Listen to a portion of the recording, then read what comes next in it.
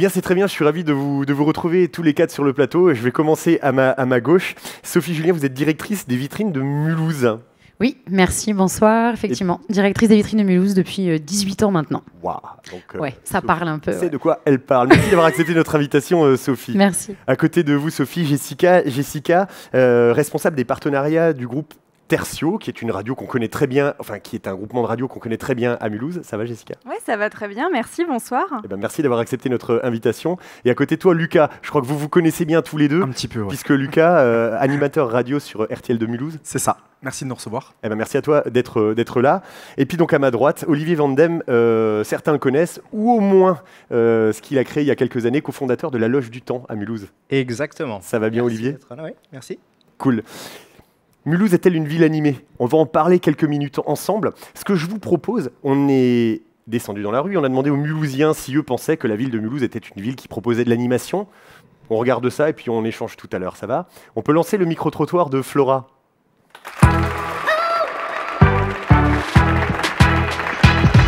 Mulhouse, est-ce que pour toi c'est une ville animée? C'est trop bien qu'on puisse avoir des concerts et ça, vraiment, ça anime la ville. Il y a des gens qui viennent pour ça, etc. Et franchement, ça manque. Même pas forcément les zéniths, mais les bars, etc. Pour les étudiants, etc. C'est vraiment pas attractif pour les étudiants comparé à Strasbourg, je veux dire, parce que ça fait un mois que je suis à Strasbourg et franchement, ça manque.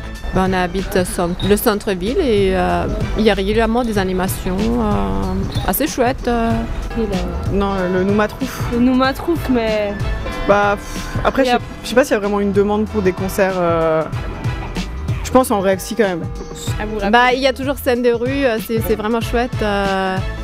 Bon, on réduit un petit peu, je sais, scène de rue, c'est dommage. Et bah, il y a des animations à Motoko, il y a pas mal de choses, je pense. Hein, ouais. Mais c'est vrai qu'en fait, il n'y a tellement pas de concerts ici que je ne vois pas me dire il y a un grand artiste qui va venir. Animé, oui, c'est animé. Après, moi, je suis peut-être plus je suis plus assez jeune peut-être pour participer à toutes ces animations qui sont faites, mais je trouve que c'est bien. Il y a quelque chose. Voilà, c'est ça. Il y a de plus en plus d'apparts qui se louent en Airbnb, en centre-ville. Non, on entend de plus de langues. Ouais, non, c'est vrai. Un conseil, mais je pense qu'il y a des super tours pour touristes qui sont proposés. Vraiment des tours spécialisés, des quartiers à visiter, je pense, ouais, il y a des choses à faire. Très bien, super. Une vraie salle de concert où il y a même pas que des concerts, des spectacles et tout. Ouais, ce serait sympa. Ouais, franchement, ouais. À continuer à vous développer. Continuer à dynamiser pour les jeunes et les étudiants. Parce que c'est vrai qu'il y a beaucoup d'étudiants aussi. Et on le sent pas trop. Bah ouais, on sent pas trop que c'est une ville étudiante. Alors qu'il y a quand même, il y a l'IUT, il y a la fonderie. Ouais. Moi, ce que je me demande, c'est pourquoi il n'y a pas de zénith, parce que du coup, il n'y a pas de concert, c'est pas assez attractif, je trouve, moi.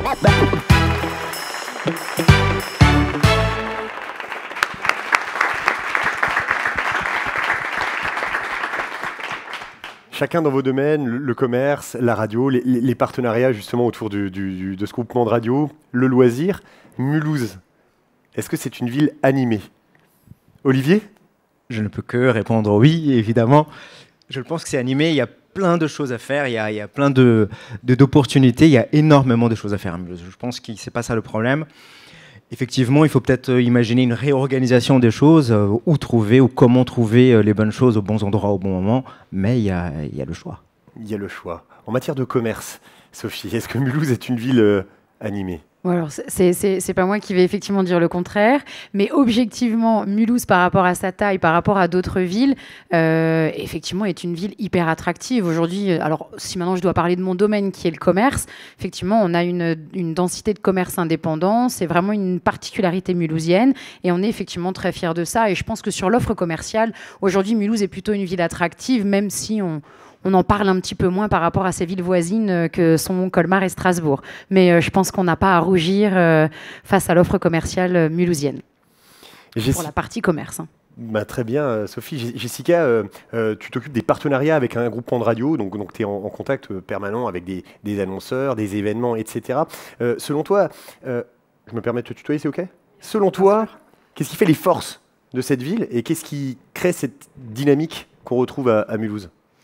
Je pense que ce qui fait la force de la dynamique globale mulhousienne, c'est un mélange assez varié entre à la fois des associations qui détiennent la confiance de la ville ou d'autres institutions pour avoir la force de pouvoir créer, des entreprises aussi qui mettent parfois des gros budgets pour pouvoir créer des choses assez intéressantes.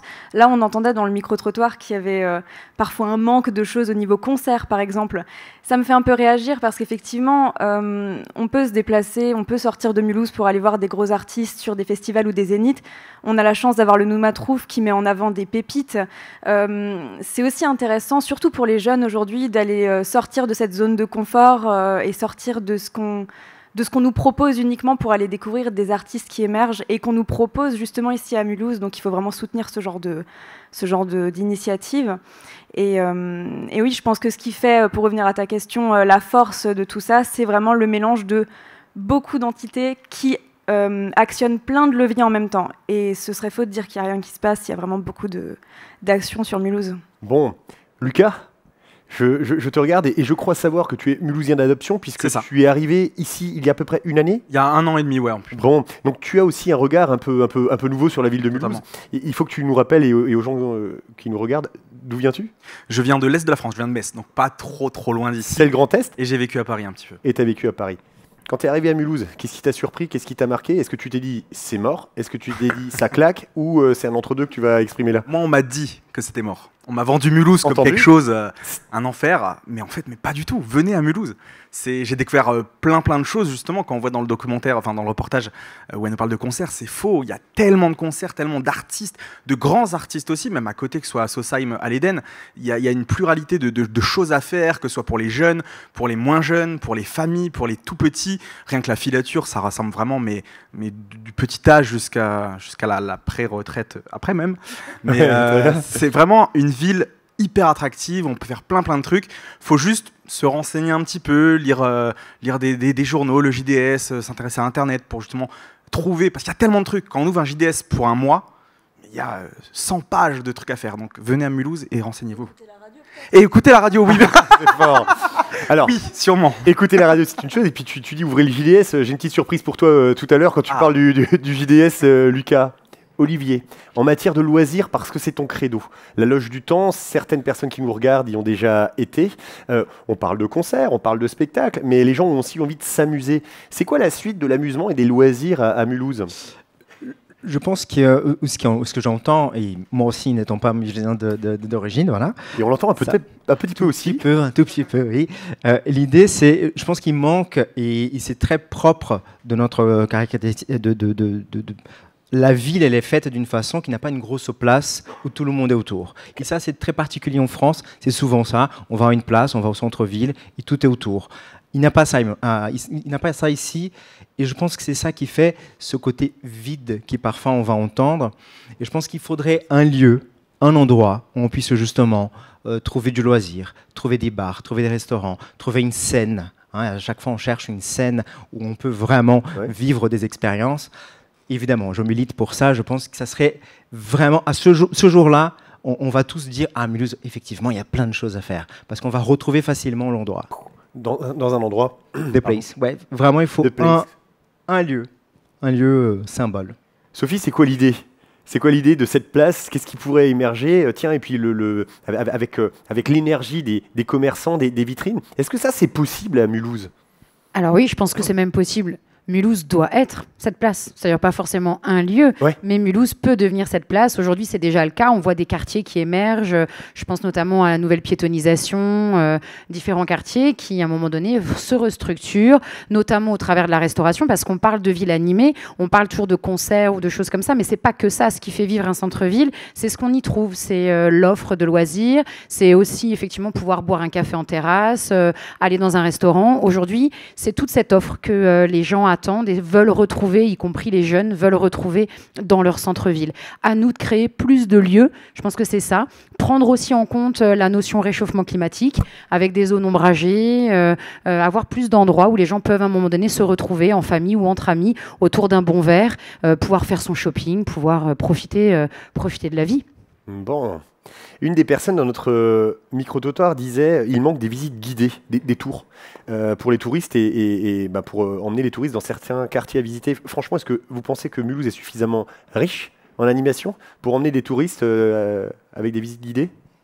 Évidemment que oui. J'ai déjà fait d'ailleurs des visites théâtralisées, que ce soit autour de DMC et compagnie. Il y a une richesse sans fin, mais il faut vraiment connaître. Que ce soit autour de la place de la Bourse, on peut raconter des heures des choses. Alors, dès qu'on va théâtraliser, on va donner vie aux rues de Mulhouse, aux esprits mulhousiens. On va voir des choses qui normalement on passe à côté et on ne s'en rend pas compte.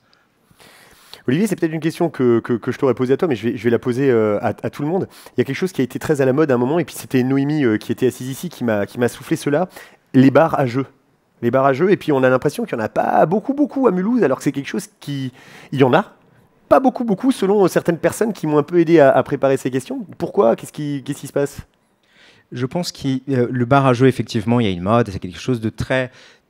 On trouve facilement les bars à jeux dans les grandes villes. Parce que voilà, c'est comme ça. Ici, on n'a pas tant que ça, mais on a beaucoup de bars où il y a du jeu. Des bars à jeux, effectivement, il n'y a pas tant que ça, mais ça existe. Il y a DMC, on trouve ailleurs.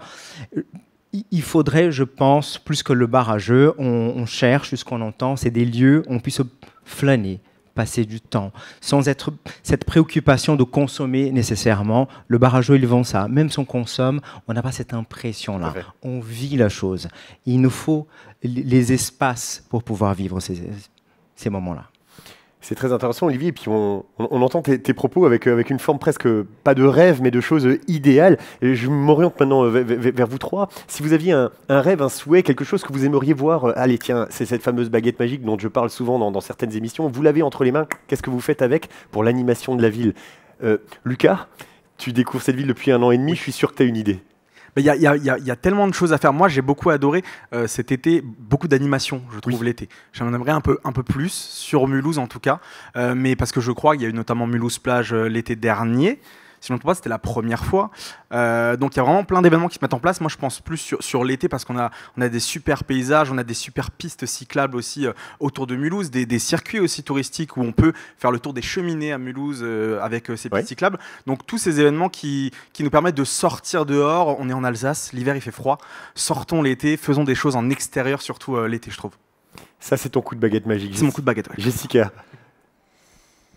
Moi, je te rejoins complètement sur la partie finalement besoin de consommer parfois pour passer un bon moment quelque part. C'est vrai que si là j'avais un coup de baguette magique à donner, ce serait d'avoir encore plus d'espace vert, créer vraiment pour profiter, pour passer des heures dans ces espaces, pour être peut-être au bord de l'eau, pour avoir vraiment un aménagement qui soit agréable, qu'on puisse se poser avec un livre, avec des amis et qu'on puisse passer des heures à finalement prendre le verre sans sortir, enfin prendre un verre, être au vert sans sortir de Mulhouse.